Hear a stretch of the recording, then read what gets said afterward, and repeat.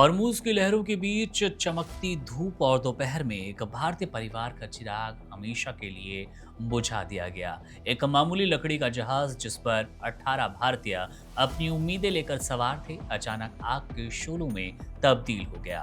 समंदर की खामोशी को चीरते हुए चीखें और चारों तरफ फैला काला धुआं मौत का मंजर पेश कर रहा था। आग की लपटें इतनी भयानक थी कि देखते ही देखते जहाज समंदर की गहराइयों में समा गया।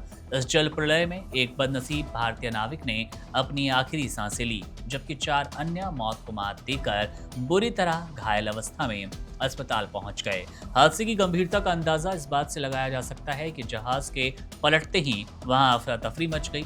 अगर वक्त रहते पास से गुजर रहा एक दूसरा जहाज फरिश्ता बनकर ना पहुंचता तो शायद उन 17 भारतीयों की कहानी भी अधूरी रह जाती। बचाए गए नाविकों को आनन फानन में दुबई ले जाया गया, जहां उनके जख्मों का इलाज तो चल रहा है, लेकिन उस खौफनाक मंजर की दहशत उनके चेहरों से गायब नहीं हुई है।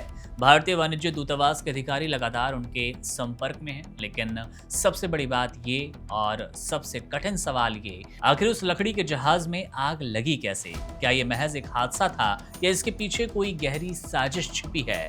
रहस्य की परतें तब और गहरी हो गई जब ठीक उस इलाके में एक विशालकाय चीनी तेल का जहाज, तेल टैंकर जीवी इनोवेशनल पर भी रहस्यमयी हमला किया गया। मार्शल आइलैंड्स के झंडे तले चलने वाला ये 173 मीटर लंबा लोहे का दैत्य जो तेल और रसायनों से लदा था, अचानक आग की लपटों से घिर गया। जहाज के चीफ इंजीनियर लियू का बयान किसी थ्रिलर फिल्म से कम नहीं है। उनका कहना है, जब हमला हुआ जहाज स्थिर था, किसी को कुछ समझ नहीं आया कि वो हमला आसमान से हुआ, पानी के नीचे या फिर जहाज के भीतर से। समंदर के बीचों बीच खड़े एक टैंकर पर इस तरह का हमला पूरी दुनिया के लिए बड़ी चेतावनी है।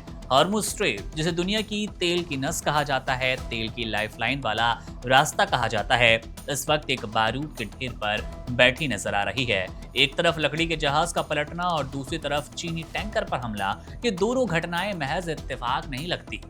अमेरिका और ईरान के बीच बढ़ते तनाव ने इस समुद्री रास्ते को एक अदृश्य युद्ध के मैदान में तब्दील कर दिया। हालांकि चीनी टैंकर पर हुए हमले में कोई जान नहीं गई, लेकिन जहाज पर सवार 22 कर्मचारियों का दिल अब भी दहशत से धड़क रहा है। म्यांमार और इंडोनेशिया के क्रू मेंबर्स के साथ साथ चीनी नागरिक अब बस अपनी जान बचाकर वहां से निकलना चाहते हैं।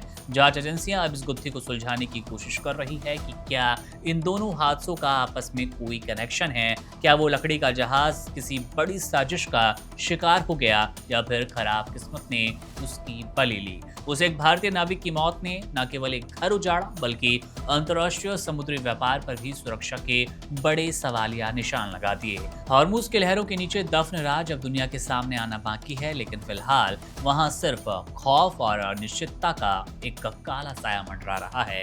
मामले पर हमारी नजर है, अपडेट आपको देते रहेंगे। हादसे में फिलहाल एक भारतीय की जान गई है, अन्य कई घायल हैं और बुरी तरह घायल हैं, यानी कि मौत का आंकड़ा बढ़ भी सकता है। अपडेट आप तक पहुंचाएंगे। मेरा नाम है मुकुंद, आप बने रहिए वन इंडिया के साथ। शुक्रिया।